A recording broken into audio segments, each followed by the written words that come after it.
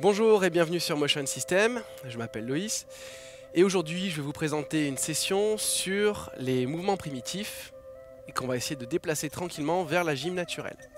Alors, qu'est-ce que c'est que les mouvements primitifs et quels sont leurs intérêts? Les mouvements primitifs, ce sont des patterns de mouvements issus des étapes du développement moteur qu'on peut avoir à partir de notre naissance vers la bipédie dans laquelle on se déplace quand on est adulte. Pourquoi est-ce que ces mouvements sont très intéressants?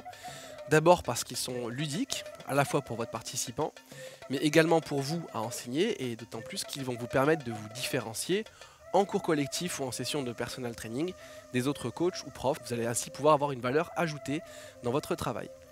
Ils font appel à des notions de gainage et de mobilité et à certains muscles qui vont vous permettre d'augmenter votre force. En plus de ça, ils vont vous amener et ils vont amener à vos participants une compréhension des mécaniques humaines en engageant ces muscles. Et l'image que je reprends, c'est un petit peu souvent celle de la boîte de vitesse.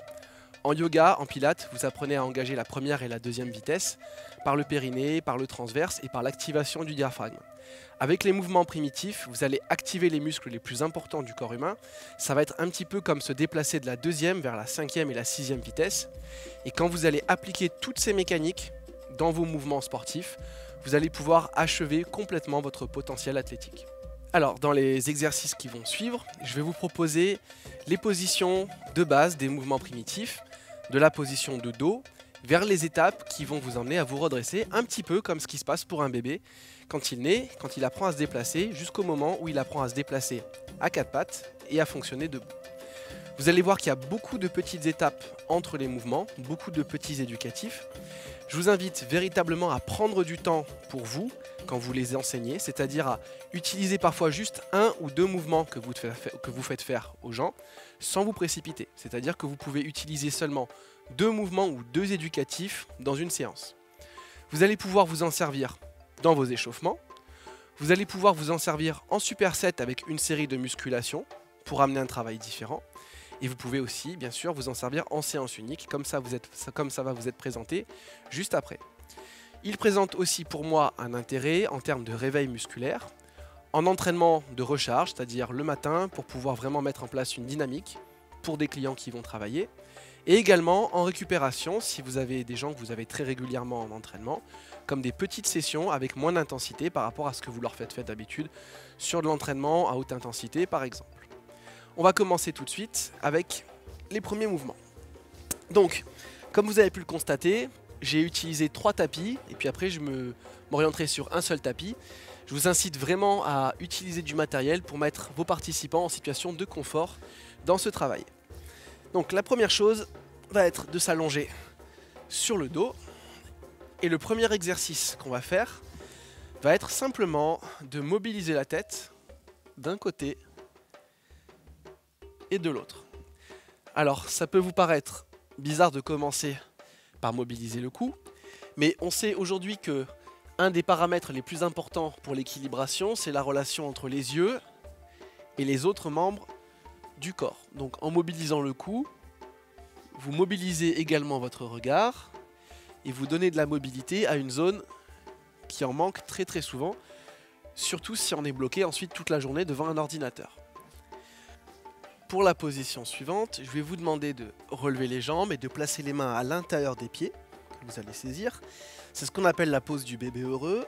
J'espère que c'est une pose dans laquelle vous allez vous sentir bien et dans laquelle vos participants vont se sentir bien. Donnez comme consigne aux gens soit de rapprocher le bas du dos et le haut des fesses du sol pour allonger la colonne vertébrale, soit de presser les genoux vers le sol et vers l'extérieur pour ouvrir les hanches. À partir de là, pour rester dans l'idée des mouvements primitifs, venez vous balancer d'un côté, puis de l'autre, comme le ferait un enfant qui découvre ses premières sensations de déplacement. Cet exercice va nous amener naturellement vers les rolls, qui sont des sections où on va venir rouler le corps pour se placer à plat ventre, d'un côté, puis de l'autre. Donc dans ces exercices, vous pouvez utiliser vos mains au sol si vous en avez besoin, ou les travailler en suspension pour un travail plus difficile. Vous constaterez assez rapidement que c'est un travail exigeant au niveau des muscles de la sangle abdominale. Et plus vous arriverez à ralentir le travail, notamment dans les positions où vous tombez, plus vous aurez un contrôle moteur important et des résultats au niveau de vos abdominaux. Je vais maintenant vous montrer une variante encore plus difficile à partir des rôles. N'hésitez pas à vous replacer correctement ou faire replacer correctement votre participant. Donc c'est la variante qu'on appelle le hard roll et c'est un exercice qui est très intéressant pour amener de la symétrie entre le côté gauche et le côté droit du corps.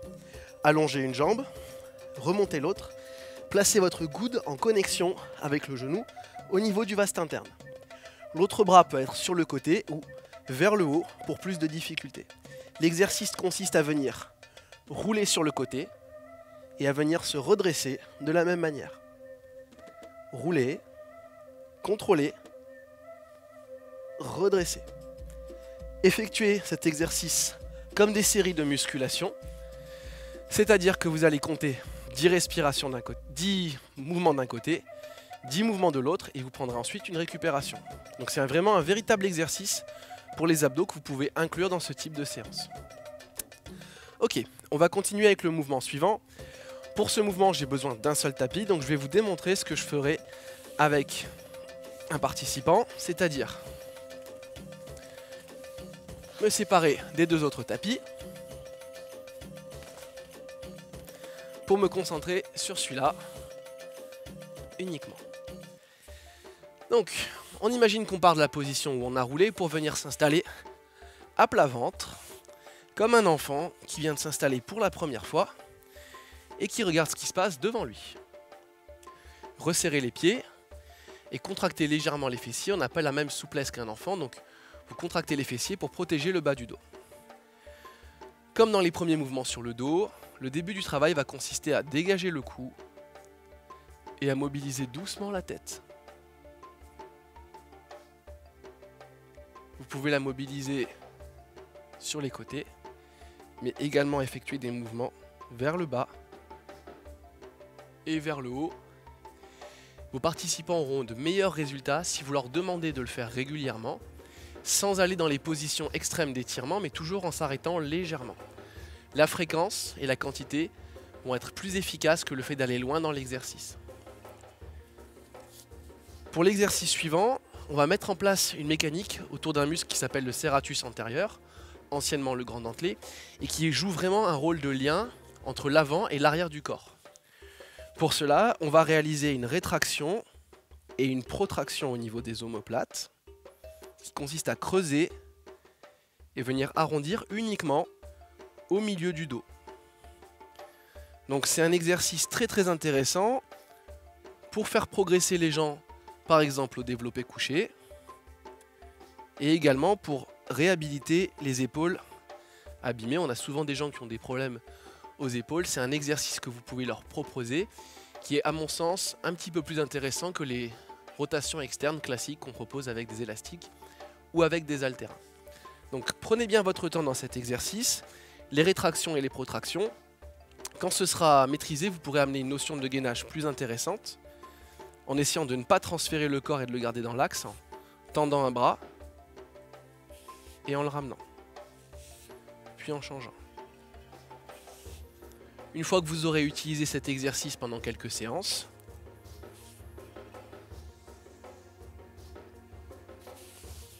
vous pourrez utiliser des mouvements en rotation, voire des mouvements de transfert vers une activité qui vont consister à aller toucher, bloquer, frapper pour transférer. Je vais vous proposer maintenant de passer en quadrupédie, c'est-à-dire l'étape qui va précéder le déplacement chez un enfant. Installez vos épaules au-dessus des mains, les genoux en dessous du bassin. Vous pouvez monter sur les orteils ou garder le dos des pieds au sol, c'est vous qui décidez. Dans cette position, vous pouvez reprendre ce qu'on a déjà vu avant, à savoir les mouvements de tête et bien sûr les activations du serratus. On le voit encore plus dans cette position en poussant sur les mains pour arrondir le dos. et on sent l'engagement juste sur les côtés. Dès que vous êtes en quadrupédie, c'est également très important de resserrer les coudes vers l'intérieur. Avec l'expérience et l'habitude, vous allez réussir à connecter le triceps au grand dorsal pour activer ces deux muscles. Du coup, vous aurez le grand dorsal qui sera activé dans tous ces mouvements et c'est un muscle très très puissant qui va également protéger votre articulation de l'épaule. Une fois que vous avez activé le grand dorsal, vous réactivez le ventre et vous regardez devant vous comme si vous alliez vous déplacer. Gardez une notion de pression sur les mains et sur les genoux. Puis vous allez essayer de déplacer chaque membre sans bouger le reste du corps, y compris les genoux et les pieds. Vous allez vous apercevoir que le faire lentement et avec de faibles amplitudes amène déjà de très fortes contraintes au niveau des abdos. Ça va vous demander de la pédagogie et de la recherche de finesse dans le placement pour vos participants. Une fois que c'est maîtrisé, vous pouvez amener la direction comme pour un pointeur, c'est-à-dire un bras et une jambe en même temps, puis en reposant en douceur, et faire la même chose de l'autre côté. Pour amener plus de notions de gainage dynamique dans l'exercice, fixez le dos, placez les tensions où il faut dans le grand dorsal, et mettez de la vitesse, comme si vous vouliez créer un déplacement. Plus vous allez vouloir fixer le corps, plus vous allez devoir engager vos abdominaux pour éviter les mouvements parasites. À l'issue de ce type de travail, vous êtes maintenant prêt à amener votre corps dans des positions plus redressées, avancer un pied puis l'autre, et on se retrouve dans le squat. Dans le squat, un gros travail est à faire pour améliorer la souplesse, la mobilité. Ce que vous pourrez dire à vos participants, c'est que déjà en essayant de passer du temps dans cette position, 10 secondes, 5 secondes dans des transitions ou dans leur journée, ils vont améliorer la mobilité au niveau des chevilles, des hanches et le placement du dos. À partir de là, on est prêt à venir se redresser et à se déplacer. Et donc on aura fait un gros tour d'horizon des techniques de base des mouvements primitifs à partir du sol, sur le ventre, en position du sphinx, en quadrupédie, pour venir dans le squat. N'oubliez pas de pratiquer énormément ces techniques avant de les enseigner et de les mettre en place. Enseignez-les vraiment au compte-gouttes, d'une part pour garder de la réserve pour vous, et d'autre part pour pouvoir vraiment mesurer les effets qu'elles vont avoir sur vos participants dans les échauffements ou dans les séries de musculation. Dans tous les cas, je vous remercie d'avoir écouté et pratiqué sur cette séance, et je vous dis à bientôt sur Motion System. Merci.